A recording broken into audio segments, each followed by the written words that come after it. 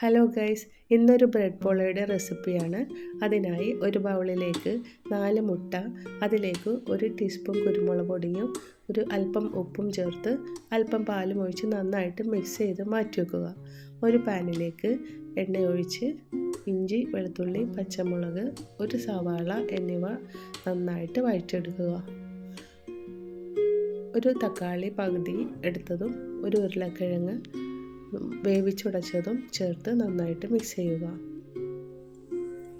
മുളക് പൊടി, മഞ്ഞൾപ്പൊടി, മസാലപ്പൊടിയും ചേർത്ത് അല്പം ഉപ്പും കൂടെ ചേർത്ത് നന്നായിട്ട് വഴറ്റുക. അതിലേക്ക് കുറച്ച് മല്ലിയിലയും ചേർത്ത് ഫില്ലിംഗ് റെഡിയാക്കുക.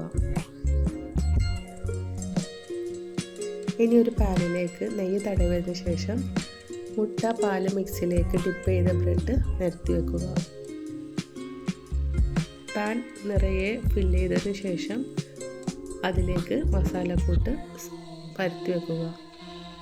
2 മുട്ട പുഴുങ്ങിയതും അതിലേക്ക് മിക്സ് ചെയ്യുക.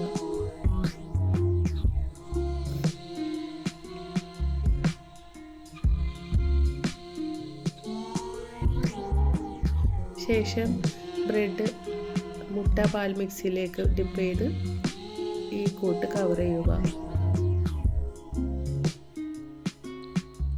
ഒരു അടികട്ടിയുള്ള പാത്രത്തിൻ്റെ മുകളിലേക്ക് പാൻ വെച്ചിട്ട് മൂടി വെച്ച് നന്നായിട്ട് വേവിക്കുക. 10-15 മിനിറ്റിന് ശേഷം തിരിച്ചിട്ട് ഒന്നും കൂടെ മൂടി വെച്ച് വേവിക്കുക. ഇഷ്ടമുള്ള ആകൃതിയിൽ കട്ട് ചെയ്ത് നമുക്ക് അടിപൊളിയായ ഒരു ബ്രെഡ് പോള യൂസ് ചെയ്യാം. നല്ല ടേസ്റ്റാണ്. എല്ലാവരും ഒന്ന് ട്രൈ ചെയ്ത് നോക്കി ഫീഡ്ബാക്ക് അറിയിക്കുക. ഇഷ്ടമായ വീഡിയോ ലൈക്ക് ചെയ്യാനും കമൻറ്റ് ചെയ്യാനും മറക്കല്ലേ.